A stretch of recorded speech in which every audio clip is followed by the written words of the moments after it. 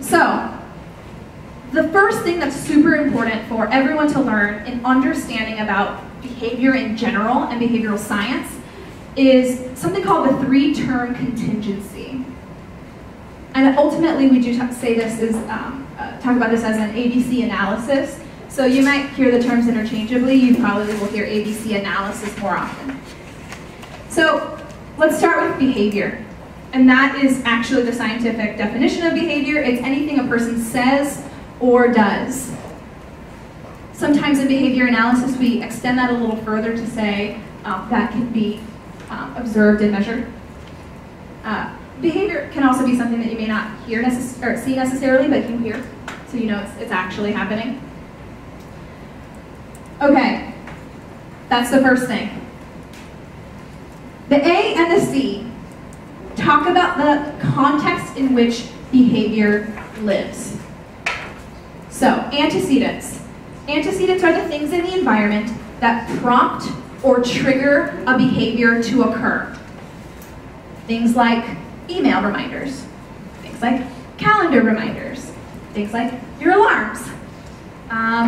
Someone else, keep rolling with me on these examples. What else might prompt or trigger your behavior throughout a day? Your boss arriving at work. Say that again? Your boss arriving at work. Aha! Oh, that's a really lovely one. Your boss arrives at work. Time to get going. Let me get off of Facebook. I heard another one in this general direction. To-do list? Oh, having a to-do list? Absolutely, that's a good one, because then I think I can tie that one into consequences. There's something important, though, that I should say about consequences. I know that consequences have a relatively negative connotation. But in behavioral science, remove any bias that you come to the table with.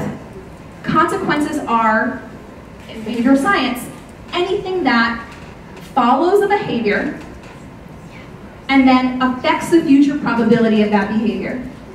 So it can increase the future probability of that behavior, reinforcement. It can maintain the future probability of that behavior, also reinforcement. Or it can decrease the future probability of that behavior occurring again. That's the one you're more familiar with, punishment. So these things typically occur, if we're talking temporally, while the behavior is occurring, or immediately after. So one of the most important things, if you leave today knowing nothing else about behavior-based leadership, understand that most leaders rely on antecedents, and you need to rely on consequences. Because those are actually the things that are going to dictate whether or not the behaviors you want continue, or whether or not the behaviors you don't want actually stop. Make somewhat sense? A little bit of sense? So let's talk about the checklist, or the task list. Let's walk through that.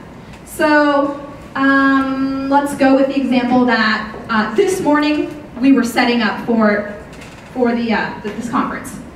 And so the behavior that I needed to remember was to print these ABC templates. So I wrote it down in a checklist. And then this morning, that's the behavior, print the sheets.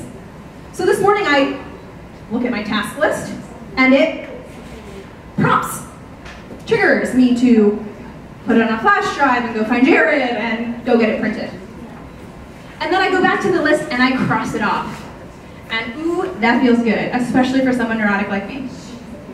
And that can be reinforcement, even something that small. Yes?